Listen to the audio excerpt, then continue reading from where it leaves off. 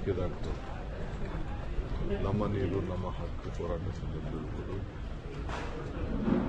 ಹಾಗೆಲ್ಲ ಬಂದು ಇಲ್ಲಿ ಪ್ರಾರ್ಥನೆ ಮಾಡಿ ಹೋಗಿದ್ದಾರೆ. ಪ್ರಾರ್ಥನೆಗೆ ಫಲ ಸಿಕ್ಕಿದೆ. ತಾಯಿ ಕಾವೇರಿ 3 ವರ್ಷಕ್ಕೊಂದ್ಸತಿ ಈ ಒಂದು ತೊಂದರೆ ಆಗ್ತದೆ. ಅದು ಪ್ರಕೃತಿಯ ನಿಯಮ. ಆದರೂ ಕೂಡ ಇವತ್ತು ಇನ್ನೂ ಸಂಪೂರ್ಣವಾಗಿ ಕೆರೆಗಳು ಡ್ಯಾಮ್ಗಳು ಇನ್ನೂ ತುಂಬಿಲ್ಲ. ತಮಿಳುನಾಡಿಗೆ ನೀರು ಬಿಡಬೇಕಾದ್ದು ಮತ್ತು ಕಾನೂನನ್ನು ಪಾಲನೆ ಮಾಡಬೇಕಾದ್ದು 2 ದೊಡ್ಡ ಸವಾಲಿದೆ. ಜೊತೆಗೆ ನಮ್ಮ ರೈತರನ್ನು ಕೂಡ ಬದುಕಿಸಬೇಕಾದ್ದು ಒಂದು ದೊಡ್ಡ ಸವಾಲು. ಖಂಡಿತ ರೈತರ ಹಿತ ಕಾಪಾಡ್ತೀನಿ, ನನ್ನ ಕರ್ತವ್ಯ ಕೂಡ. ಕುಡಿಯೋ ನೀರಾಗಿರ್ಬೋದು, ವ್ಯವಸಾಯಕ್ಕಿರ್ಬೋದು, ನಾವು ಡ್ಯಾಮ್ನಲ್ಲೇ ನೀರನ್ನು ನೋಡಿಕೊಂಡೇ ನಾವು ರೈತರಿಗೆ ಮಾರ್ಗದರ್ಶನವನ್ನು ಕೊಡಬೇಕಾಗಿತ್ತು. ಇವತ್ತು ಇಲ್ಲಿಗೆ ಬಂದು ಒಳ್ಳೆ ಮಳೆ ಆಗಲಿ, ಮಳೆಯಿಂದ ಬೆಳೆ ಆಗಲಿ, ನಮ್ಮ ರೈತರಿಗೆ ಅನ್ನ ಸಿಗಲಿ, ಅವ್ರ ಬದುಕು ಕಟ್ಕೊಳ್ಳಿ, ಕನ್ನಂಬಾಡಿ ಕಟ್ಟೆ ಅನ್ನದ ತಟ್ಟೆ, ಇದನ್ನು ಹೇಳಿ ಹಿಂದೆ ಕೂಡ ನಾನು ಕಾವೇರಿ ಪೂಜೆಯನ್ನು ಮಾಡಿಸುತ್ತೇನೆ. ನನಗೆ ವಿಶ್ವಾಸ ಇದೆ,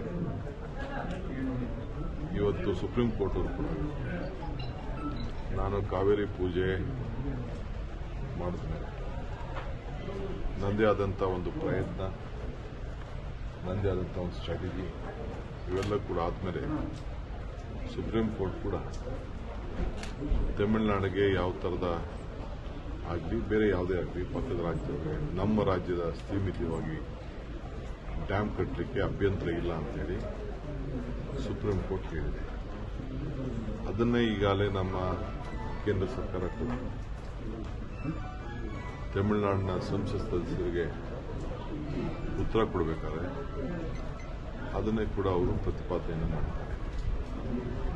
ನಾನು ಖಂಡಿತ ನಮ್ಮ ರಾಜ್ಯದ ಹಿತ, ಅದರಿಂದ ತಮಿಳುನಾಡಿಗೆ ಏನು ನಾವು 177.5 TMC ನೀರು ಕೊಡಬೇಕು, ಅದಕ್ಕೂ ಕೂಡ ಆ ಜಡ್ಜ್ಮೆಂಟಲ್ಲಿ ಬದ್ಧತೆಯನ್ನು ವ್ಯಕ್ತಪಡಿಸಿದೆ. ನಾವು ಅವ್ರಿಗೆ ಕಷ್ಟಕಾಲದಲ್ಲಿ ಬೇರೆ ಕಾನೂನಿದೆ, ಕಷ್ಟಕಾಲದಲ್ಲಿ ಬರಗಾಲ ಬಂದಂಥ ಸಂದರ್ಭದಲ್ಲಿ ಅದಕ್ಕೊಂದು ನಿಯಮ ಇದೆ. ಈಗಾಗಲೇ ವಾಟರ್ ಮ್ಯಾನೇಜ್ಮೆಂಟ್ ಅಥಾರಿಟಿ ಏನಿದೆ ಅವರು ಕೂಡ ನಮಗೆ ಕೆಲವು ಮಾರ್ಗದರ್ಶನವನ್ನು ಕೊಟ್ಟಿದ್ದಾರೆ. ನಾವು ಹೆಚ್ಚು ಕಮ್ಮಿ ಆಯಿತು ಅಂದರೆ ನಾವು ಅನ್ನೆಸೆಸರಿ ನಮ್ಮ ಡ್ಯಾಮ್ ಕೀನ ಬೇರೆಯವರಿಗೆ ಕೊಡಬೇಕಾದಂಥ ಒಂದು ಪರಿಸ್ಥಿತಿ, ಕೇಂದ್ರ ಸರ್ಕಾರ ಕೊಡಬೇಕಾದಂಥ ಒಂದು ಪರಿಸ್ಥಿತಿ ಬರ್ತದೆ. ಅದಾಗಬಾರ್ದು. ನಾವೇ ನಮ್ಮ ರೈತರನ್ನು ಬದುಕಿಸಬೇಕು, ಕಾನೂನು ಕಾಪಾಡಬೇಕು. ಇದು ಬಹಳ ಮುಖ್ಯ. ಈ ಎಲ್ಲ ಕಷ್ಟ ತಪ್ಪಿಸ್ಬೇಕಾದ್ರೆ ವರ್ಣನ ಕೃಪೆ, ನಿಮ್ಮ ನಮ್ಮೆಲ್ಲರ ಪ್ರಾರ್ಥನೆ, ಈ ಎಲ್ಲ ಜನತೆಯ ಪ್ರಾರ್ಥನೆ, ಯಾರ್ಯಾರು ಈ ರಾಜ್ಯದಲ್ಲಿ ನಾವೆಲ್ಲ ಇದ್ದೀವಿ ನಾವೆಲ್ಲ ವರ್ಣನ ಕೇಳಬೇಕು. ಪ್ರೈಮ್ ಮಿನಿಸ್ಟರ್ ಕೂಡ ಮುನ್ನೆಚ್ಚರಿಕೆ ಗಂಟೆ ನಮಗೆ ಒಂದು ತಿಂಗಳಲ್ಲೇ ಕೊಟ್ಟಿದ್ದಾರೆ.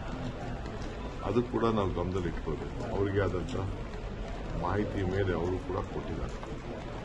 ಸೊ ಈಗಾಗಲೇ ಕೃಷ್ಣ ತುಂಬಿದೆ, ತುಂಗಭದ್ರಾ ಇನ್ನು ಅದಕ್ಕೆ ನೀರು ಬರಬೇಕಾದಂಥ ಅವಶ್ಯಕತೆ ಇದೆ. ಕೃಷ್ಣ ನಡೆಯುತ್ತೆ. ಕಾವೇರಿಯಲ್ಲಿ ಇನ್ನು ನಮ್ಮ KRS ಮತ್ತು ಹೇಮಾವತಿ ತಂದಿದೆ. ಆ ದೃಷ್ಟಿಯಿಂದ ಇವತ್ತು ಬಂದು ನಾನು ಇಲ್ಲಿ ಬಂದು ಪ್ರಾರ್ಥನೆ ಮಾಡಬೇಕಾದ್ದು ನನ್ನ ಧರ್ಮ. ಇಲ್ಲಿ ಡೆಪ್ಟಿ ಕಮಿಷನರ್ಗೆ ಮತ್ತು ನಮ್ಮ ಮಂತ್ರಿಗೆ ಇನ್ನೊಂದು ವಿಶೇಷವಾದಂಥ ಪೂಜೆ ಅವಶ್ಯಕತೆ ಇದೆ. ಇದಲ್ಲದೆ ಕಿಗ್ಗಾಲಿ, ಶೃಂಗೇರಿ ಮಳೆಗೋಸ್ಕರ ಇರುವಂಥ ಒಂದು ಐತಿಹಾಸಿಕವಾದಂಥ ದೇವಸ್ಥಾನ ಇದೆ. ಅಲ್ಲೂ ಕೂಡ ನಮ್ಮ ಸ್ಥಳೀಯ ಶಾಸಕರಿಗೆ, ಯಾಕೆಂದರೆ ನಾನು ಅಸೆಂಬ್ಲಿ ಇದೆ, ನನಗೆ ಹೋಗಬೇಕು ಅಂತ ಆಸೆ, ನಮ್ಮ ಜಿಲ್ಲಾಧಿಕಾರಿಗಳಿಗೆ ಮತ್ತು ನಮ್ಮ ಧಾರ್ಮಿಕ ಮಂತ್ರಿಗಳಿಗೆ ಸೂಚನೆಯನ್ನು ಕೊಡ್ತೇನೆ. ಅಲ್ಲೂ ಹೋಗಿ ನಾವು ಪ್ರಾರ್ಥನೆ ಮಾಡೋಣ. ಪ್ರಯತ್ನ ಪ್ರಾರ್ಥನೆ ಎರಡೂ ಕೂಡ ಈ ವಿಚಾರದಲ್ಲಿ ನಾವು ಮಾಡಬೇಕಾಗಿದೆ. ಈ ನಿಟ್ಟಿನಲ್ಲಿ ನಾನು ಇಲ್ಲಿಗೆ ಬಂದಿದ್ದೇನೆ. ಸರ್, ಅಧಿವೇಶನದಲ್ಲಿ ಈಗಾಗಲೇ ಒಂದು ಮಂಡನೆಯಾಗಿ ಸರ್ಕಾರಿ ಜಾಗದಲ್ಲಿ ಯಾವುದೇ ಕಾರ್ಯಕ್ರಮಗಳನ್ನ ಮಾಡಬೇಕಾದ್ರೆ ಪರ್ಮಿಷನ್ ತಗೋಬೇಕು ಅಂತೇಳಿ. ಆದರೆ RSSನ ಸಂತೋಷ್ ಜಿ ಅವರು ನಾವು ಹಿಂದೆನೂ ಕೂಡ ನೋಂದಣಿ ಆಗಿರಲಿಲ್ಲ, ಮುಂದೆನೂ ಕೂಡ ನೋಂದಣಿ ಆಗೋದಿಲ್ಲ ಅನ್ನೋಂತಹ ಮಾತನ್ನ ನೋಡಿ. RSS ಸಂತೋಷ್ ಜಿ ಅವರು ಯಾವುದೇ ಯಾರು ಕೊಟ್ಕೊಳ್ಬೇಕಂತ ಏನು ಅವಶ್ಯಕತೆ ಇಲ್ಲ. ನಾವು ಯಾರ ಮೇಲೂ ಯಾರಿಗೋಸ್ಕರನೂ ಯಾರನ್ನ ಇಟ್ಕೊಂಡು ನಾವು ಅದನ್ನ ಮೊದಲಿಂದನೂ ಅದನ್ನು ಬಂದಿದ್ದು. ನಾವು ಯಾರಿಗೂ ಮನಸ್ಸು ನೋಯಿಸೋಕ್ಕೆ ನಮ್ಗೆ ಇಷ್ಟ ಇಲ್ಲ. ನಾವು ಯಾರೇ ಆಗಲಿ, ಯಾವುದೇ ಧರ್ಮ ಆಗಲಿ, ಯಾವುದೇ ಸಂಘಟನೆ ಆಗಲಿ, ನಿನ್ನೆ ವಿಧಾನಸೌಧದಲ್ಲಿ ಮಾಡಬೇಕಾಯ್ತು. ನಾನು ಕೃಷ್ಣ ಬೈರೇಗೌಡರು ಕೂಡ ಬೆಂಗಳೂರು ಸಿಟಿ ನನ್ನ ಪರ್ಮಿಷನ್ ತೆಗೆದುಕೊಂಡು, ಸರ್ಕಾರ ಪರ್ಮಿಷನ್ ತೆಗೆದುಕೊಂಡು ಹಬ್ಬ ಫ್ರೀಡಮ್ ಹಬ್ಬ ಮಾಡ್ಬೋದು, ಇನ್ನೇನೇನೋ ಹಬ್ಬಗಳು ಮಾಡ್ಬೋದು. ನಮ್ಮ ಸರ್ಕಾರದ ಮಾಹಿತಿಗೆ ಬಂದರೆ, ಪರ್ಮಿಷನ್ ಬಂದರೆ ಖಂಡಿತ ಅದಕ್ಕೆಲ್ಲ ಏನೇನು ಪರ್ಮಿಷನ್ ಕೊಡಬೇಕು ಖಂಡಿತ ನಾವು ಕೊಡ್ತೇವೆ. ಸಿಬ್ಬಂದಿಗಳನ್ನು ಏರ್ಪಾಡು ಮಾಡ್ತೇವೆ. ಸೊ ಯಾರು ಗಾಬರಿ ಪಡ್ಕೊಳ್ಬೇಕು. ಈ ರಾಜ್ಯದ ಎಲ್ಲರೂ ಕೂಡ ಅವರವ್ರ ಇಚ್ಛೆಯಂತೆ ಕಾನೂನು ಚೌಕಟ್ಟಿನಲ್ಲೇ ನಾವೆಲ್ಲ ಸೇರಿ ಕೆಲಸ ಮಾಡಬೇಕಾಗ್ತದೆ. ಅದರಿಂದ ಯಾರು ಬಿಜೆಪಿಯವರು ತೊಂದರೆ ಮಾಡ್ಕೊಳ್ಳೋದು ಬೇಡ, ಕಾಂಗ್ರೆಸ್ ಅವರು ಮಾಡ್ಕೊಳ್ಳೋದು ಬೇಡ, ದಳದವರು ಮಾಡ್ಕೊಳ್ಳೋದು ಬೇಡ, ಯಾವ ಸಂಘಟನೆಯವರು ಮಾಡ್ಕೊಳ್ಳೋದು ಬೇಡ. ಈಗ ಅಲ್ಲಿ ನಾವು ವೋಟ್ ಚೋರಿದು ಬಂದಿತ್ತು. ವೋಟ್ ಚೋರಿಗೆ ರಾಹುಲ್ ಗಾಂಧಿ ಅವರಿಗೆ ಬಂದಿದೆ, ಮಲ್ಲಿಕಾರ್ಜುನ್ ಖರ್ಗೆ ಅವರು ಬಂದಿದೆ. ಸೊ ಆಗ ನಾವು ಫ್ರೀಡಮ್ ಪಾರ್ಕಿಂದ ಇದಕ್ಕೆ ಎಲೆಕ್ಷನ್ ಕಮಿಷನ್ಗೆ ಹೋಗಿ ಒಂದು ಅರ್ಜಿ ಮಾಡಬೇಕು. ಬರೀ 100 ಮೀಟರ್ 150 ಮೀಟರ್ಗೆ ಅದಿತ್ತು. ನಾವು ಚೀಫ್ ಇವ್ರಿಗೆ, ನಮ್ಮ ಅಪೋಸಿಷನ್ ಲೀಡರ್ಗೆ, ರಾಹುಲ್ ಗಾಂಧಿಗೆ, ಖರ್ಗೆ ಅವ್ರಿಗೆ, ಇಲ್ಲ ನೀವು ಜಾಥಾ ಮಾಡೋಕ್ಕಾಗುವುದಿಲ್ಲ ಅಂತ ಹೇಳಿದ್ರು.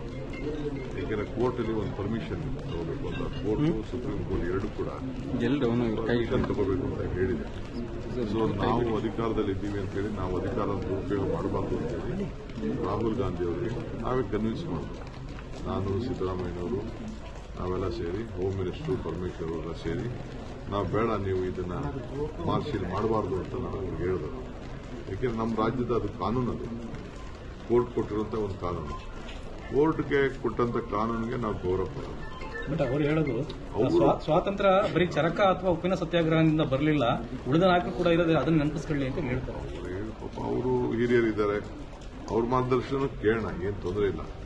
ಬಟ್ ಮೊದಲಿಂದನೂ ಕೂಡ ಆ ಕಾನೂನಲ್ಲಿ ಕೆಲವು ಅವಕಾಶಗಳು ಏನಿದೆ ಅದನ್ನ ನಾವು ಸ್ವಲ್ಪ ಕ್ಲಿಯಾರಿಟಿ ಕೊಟ್ಟಿದ್ದೀವಿ ಅಷ್ಟೇ. ಯಾರು ಗಾಬರಿ ಮಾಡ್ಕೊಳ್ಳುವಂತ ಅವಶ್ಯಕತೆ ಇಲ್ಲ. ಸರ್, ಇದು ಜಾರಕಿಹೊಳಿ ಅವರು